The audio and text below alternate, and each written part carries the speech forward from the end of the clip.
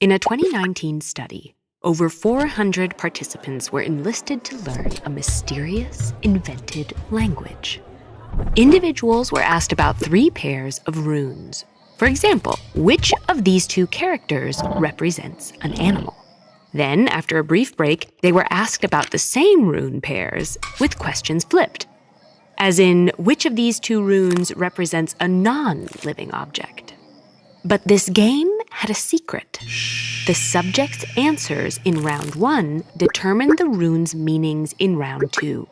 In the first round, participants either had all their answers marked as correct, no matter what, or they were forced to fail every question. This meant that at the break, every participant had the same amount of information, and in round 2, they were playing for real. But despite this even playing field, the successful participants from round 1 rose to the top of the ranks, while those cast as failures kept, failing. People often describe failure as a teachable moment, a necessary stumble on our way to improvement. But learning from our mistakes isn't always easy, especially when those failures are demoralizing, overwhelming, or just downright confusing. So what exactly prevents us from turning our mistakes into mastery? Perhaps the most obvious hurdle to learning from failure is how painful it can be. People generally want to think of themselves as capable and competent, and experiencing failure threatens that self-image. In a survey following a replication of the Rune study, participants in the failure group indicated much lower levels of self-confidence after participating. It's tempting to dismiss this pain as a temporary setback, but some studies have found that when people feel demoralized or incompetent, their brains often stop processing new information. This suggests that if a threat to your self-esteem is large enough, it can undermine your ability to learn. However, your tolerance for failure also depends on your relationship with the task at hand. In a study from 2011, researchers surveyed a group of American students enrolled in introductory and advanced French courses. These students completed a questionnaire asking what kind of teacher they preferred, one who emphasized their strengths and successes, or one who highlighted their mistakes and corrected their weaknesses.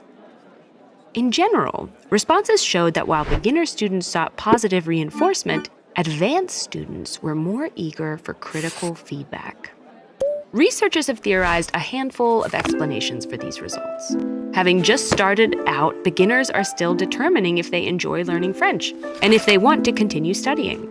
So they might crave praise as a way to stay motivated.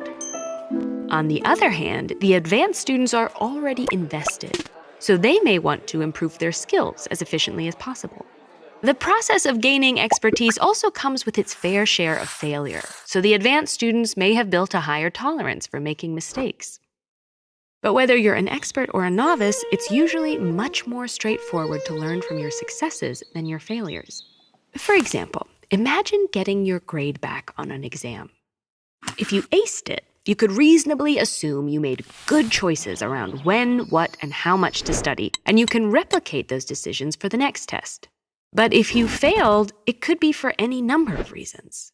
Maybe you didn't study enough. Maybe you studied the wrong information. Or maybe you did everything right and the test covered things you shouldn't have been expected to know. In cases like this, it's unclear exactly what went wrong, making it difficult to learn how to improve. Wanting to learn from our failures is completely natural, and there's a lot to gain by being resilient and cultivating a growth mindset. But fixating on your failures can make it easy to forget all your successes. And building on what you're doing right can be more effective than focusing on what you did wrong.